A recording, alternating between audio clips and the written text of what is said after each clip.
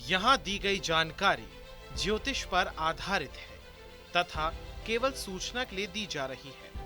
TV 9 digital इसकी पुष्टि नहीं करता है। यहाँ बताए गए किसी भी उपाय को करने से पहले संबंधित विषय के एक्सपर्ट से निजी तौर पर सलाह अवश्य लें।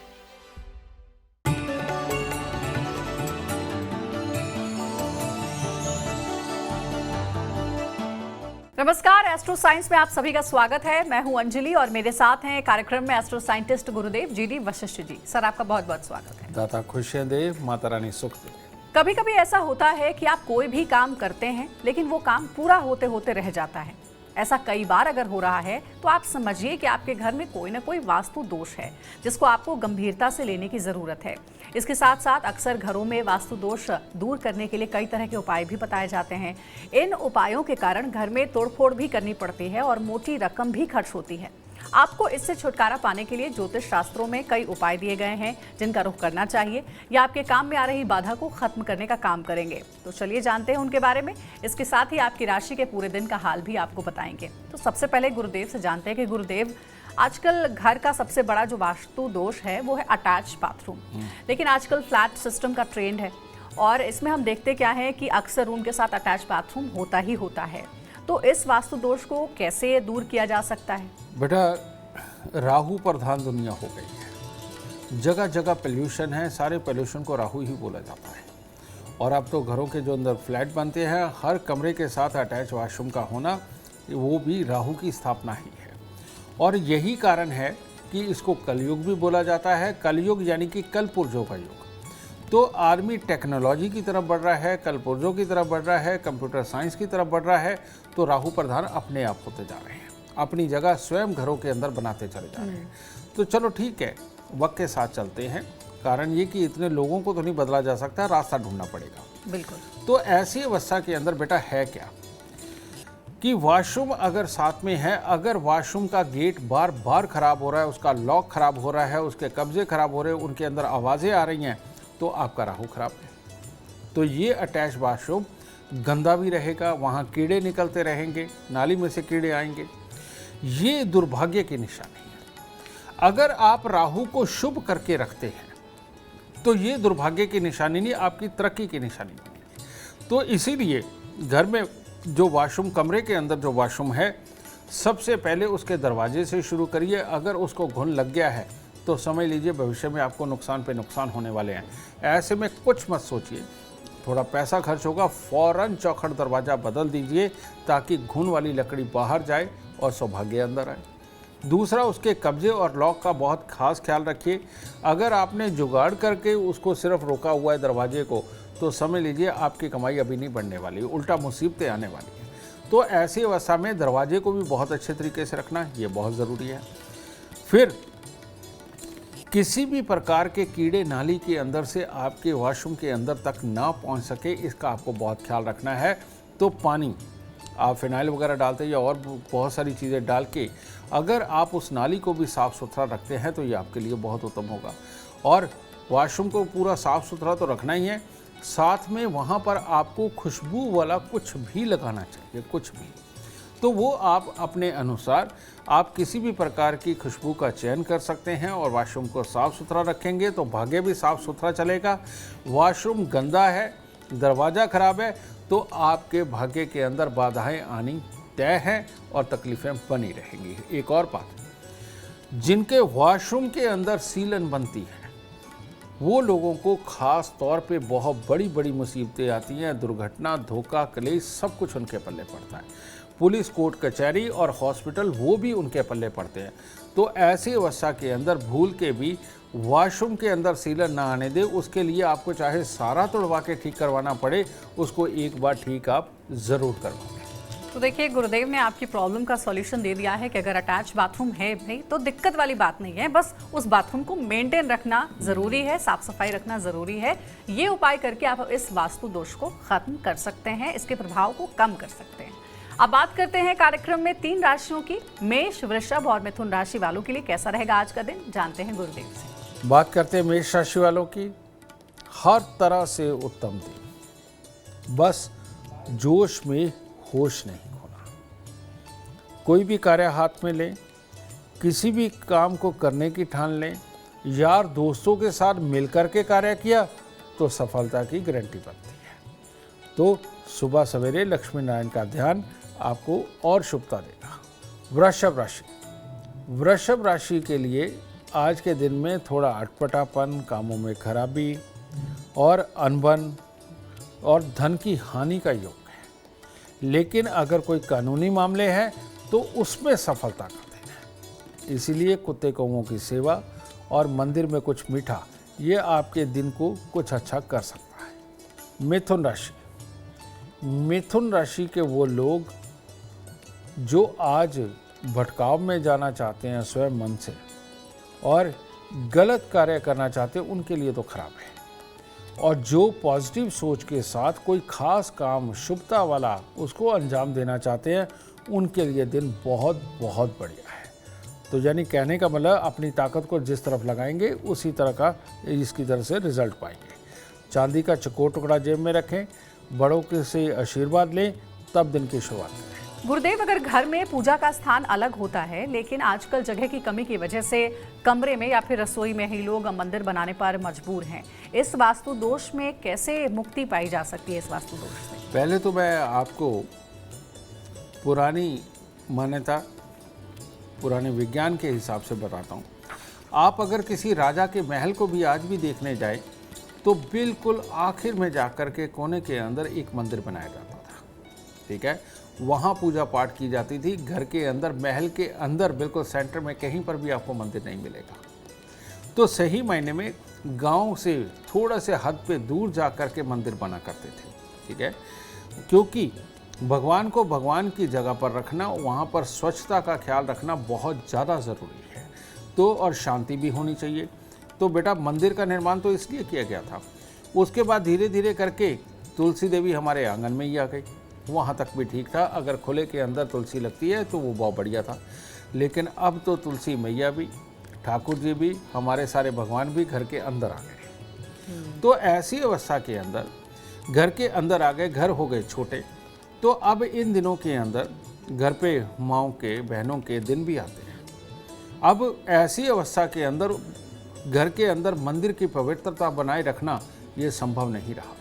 ज़रूरत पड़ने पर माचिस भी उठाने के लिए कोई भी चले जाता है। तो यहाँ तक के हालात बनते हैं, तो मंदिर की पवित्रता भंग होती है, जो एक श्राप के रूप में आपको लगती है। तो अब ऐसे में किया क्या जाए?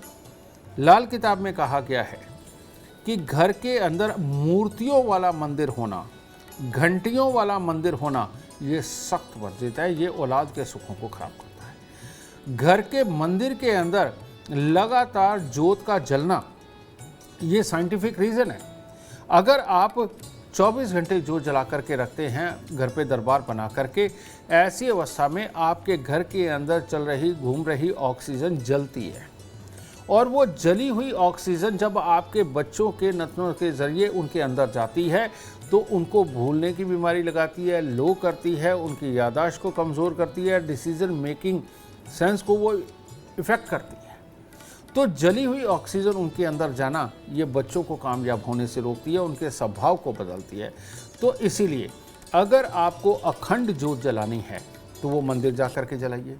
अगर आपको मूर्तियाँ रखनी है तो मंदिर में रखिए।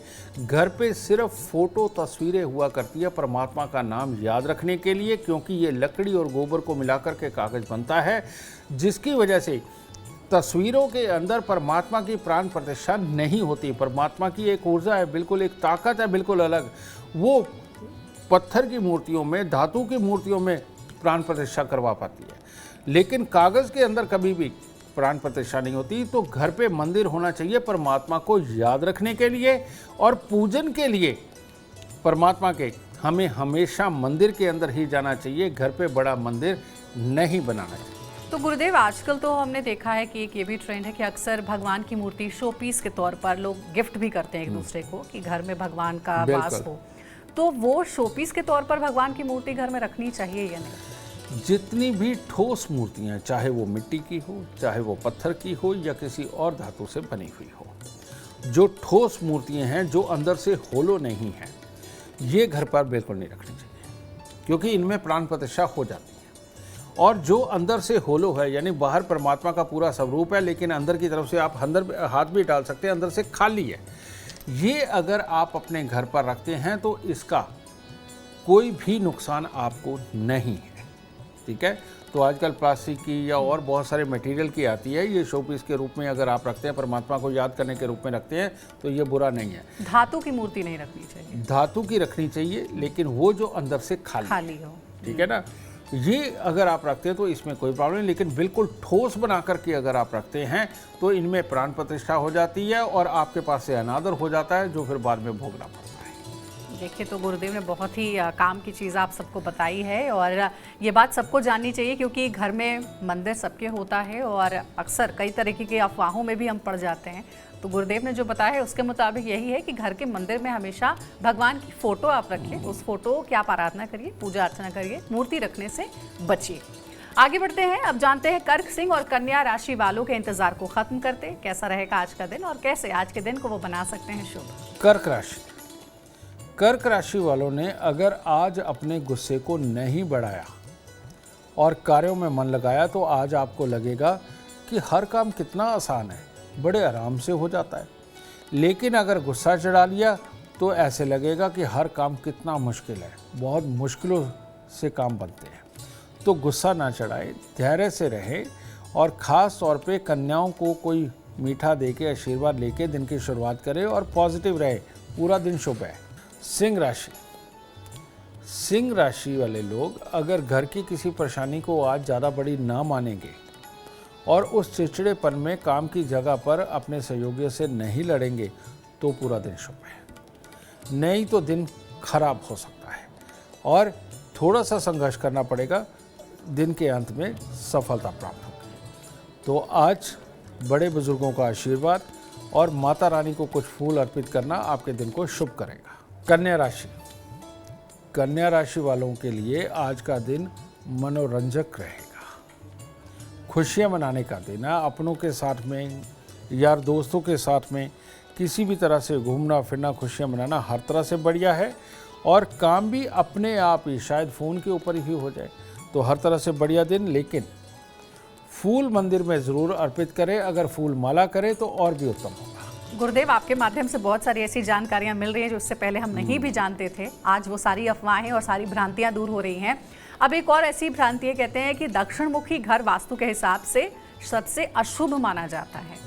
लेकिन अगर किसी ने दक्षिण मुखी घर खरीद लिया जाने अनजाने, तो क्या कोई आसान से उपाय हैं जिससे कि इस दोष से राहत मिल सकती है? आज ये भ्रांति को भी खत्म करते हैं। जन्म कुंडली के अंदर बहुत ज़्यादा धन देने का देवता एक ही है और वो है मंगल ग्रह। जिनके भी जन्म कुंडली के अंदर 7वें घर से लेकर 12वें घर तक मंगल बैठे हैं, वो करोड़ों नहीं, वो अरबों रुपए तक कमा सकता है। समझिए, ये योग के ऊपर डिपेंड है।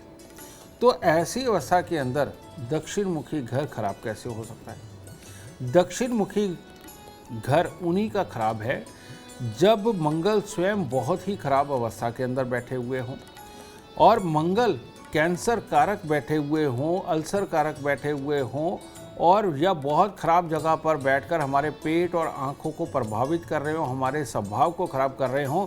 ऐसे लोगों के लिए दक्षिण मुखी मकान, घर के आसपास कीकर, बेरी, नीम का पेड़, घर के सामने धूल उड़ता हुआ मैदान, ये होना बहुत बहुत खतरनाक है। तो इन लोगों के लिए जिनका मंगल खराब होता है। लेकिन जिनका मंगल शुभ है, जिनका मंगल अच्छा है, अगर ये लोग दक्षिण मुखी मकान में रहते हैं तो ये मालो माल हो जाएंगे, बहुत अमीर होंगे। और आज अगर इन्होंने 1 करोड़ रुपए का घर बनाया है दक्षिण मुखी मकान में रहते हुए, ये 50 करोड़ रुपए का घर भी बना सकते हैं दक्षिण मुखी मकान में रहते हुए। लेकिन जिनका खराब है ये मंगल, वो अगर दक्षिण मुखी मकान के अंदर रहते हैं तो ऐसे में जो अपने पास है वो भी बिक जाने की नौबत आती है, बीमारियां आती हैं, तकलीफ आती है, काम धंधे नहीं चलते। तो ऐसी अवस्था में एकदम घर छोड़ना तो संभव नहीं है। तो ऐसी अवस्था में जो आपका घर है, घर की दहलीज पे, एंट्री वाले गेट पे जो टोपी वाली कील है, यानी कि इतनी मोटी उसकी टोपी होती है और ये लंबी कील होती है जो लगभग 8-9 इंच लंबी भी होती है, ये 3 कीलें लीजिए घर की चौखट के मध्य में एक कील और दोनों साइडों पे एक एक कील, ये आपको लोहे की कील लगा देनी चाहिए ताकि इस दक्षिण मुखी मकान का बुरा फल आपको प्राप्त ना हो। और जब तक आप दक्षिण मुखी मकान में रह रहे हैं तब तक हर मंगलवार को 8 गुड़ की रोटी यानी कि गुड़ की चाशनी बना के उसमें आटा गूंद के आप 8 पेड़े ये बना करके तंदूर में रोटी लगवा के कुत्ते और कौवों को डालते रहें तब तक जब तक कि ये दक्षिण मुखी मकान आप छोड़ नहीं देते। चलिए, तो ये उपाय भी आप सब जरूर याद रखिएगा, बहुत काम आपके आने वाली है। अब आगे बढ़ते हैं, तुला, वृश्चिक और धनु राशि वालों का इंतजार खत्म करते हैं और गुरुदेव से जानते हैं इनके लिए कैसा रहेगा आज का दिन। तुला राशि, तुला राशि के वो लोग जिनके संतानें हैं उनकी तरफ से भी खुशखबरियाँ हैं और कोई भी नए काम करने हो, मान प्रतिष्ठा कमानी हो, सबके लिए दिन उत्तम है। बस कुत्ते कौवों की थोड़ी सेवा या गरीब बच्चों को कुछ मीठा ये दान करके करिए, शुभता और बढ़ेगी। वृश्चिक राशि, वृश्चिक राशि के लोगों के लिए आज रूठों को मनाने का दिन है। कहने का मतलब आज जिसको भी मनाएंगे, जिसको भी जो समझाएंगे सब समझ आ जाएगा और पूरा वातावरण मधुर बनेगा और कार्यों के अंदर सफलता वो भी आज लिखी है और विदेश जाने की कोशिश में भी कामयाबी आज आपको प्राप्त होगी। बस थोड़ी सी चने की दाल मंदिर में देके तब दिन की शुरुआत करें। धनु राशि, धनु राशि वालों के लिए तो बहुत ही शुभ दिन है। आज कोई भी ऐसा कार्य अगर आपको करना है जिससे कि आपके यार दोस्तों में, आपकी रिश्तेदारी में, आपके शहर में आपका नाम रोशन हो सके, ऐसे किसी भी काम को करने के लिए आज खास दिन है। और आज के दिन अपनी माँ से चावल चांदी लेकर के अगर जेब में रखते हैं, बड़ी भाभी से आशीर्वाद लेकर के दिन की शुरुआत करते हैं तो शुभता परले दर्जे की। गुरुदेव, एक और सवाल है कि अगर किसी का घर बंद गली में हो तो क्या वास्तु दोष लगता है ऐसे में, और अगर हाँ तो किस उपाय से इस दोष से मुक्ति मिल सकती है। बंद गली का मकान ये सबसे काम की चीज़ है। कारण ये है कि ये बंद गली का मकान, इसके लिए बृहस्पति के लिए ये काउंट होता है।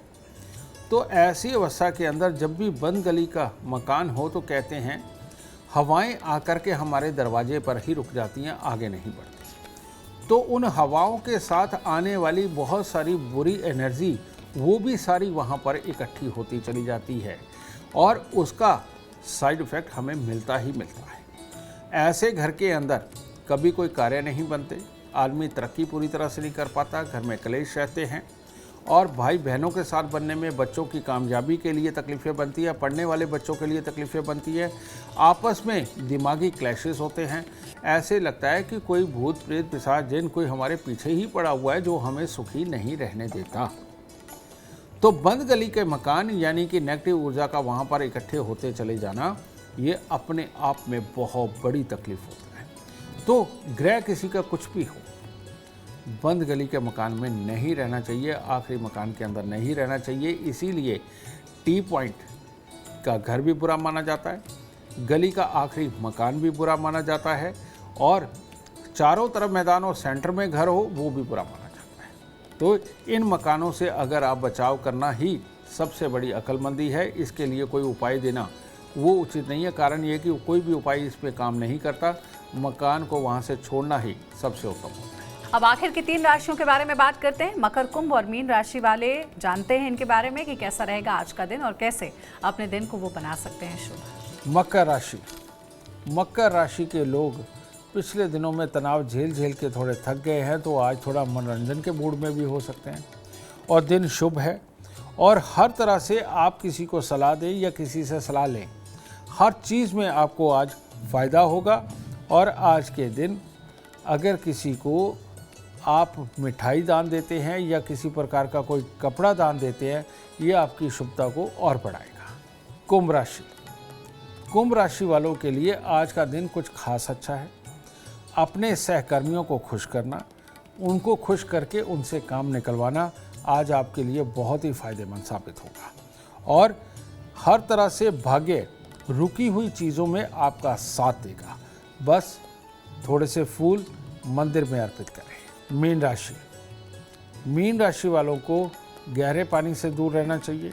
आज स्वास्थ्य को लेकर के भी चिंता है और बेवजह का आलस्य आपका दिन खराब कर सकता है। तो इसीलिए हो सके सुबह नहाते वक्त 1 गिलास दूध से आप ज़रूर स्नान करें। 1 गिलास दूध अपने शरीर पर मल करके तब दिन की शुरुआत करें, आपके लिए उत्तम होगा। गुरुदेव ऐसा कहते हैं कि घर के आसपास कोई पीपल का पेड़ नहीं होना चाहिए या फिर मंदिर की छाया उस घर पर नहीं पड़नी चाहिए। बिल्कुल। क्या ये बात सही है, और अगर सही है तो वास्तु दोष हो जाता है? किस उपाय के साथ इस दोष को दूर किया जाए? मैं इसका तुम्हें साइंटिफिक रीज़न भी बताऊंगा बेटा।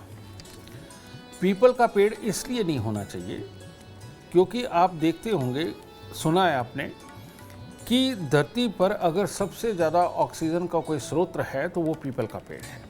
और पीपल का पेड़ 24 घंटे ऑक्सीजन छोड़ता है, बाकी पेड़ नहीं छोड़ते, लेकिन पीपल का पेड़ 24 घंटे ऑक्सीजन छोड़ता है।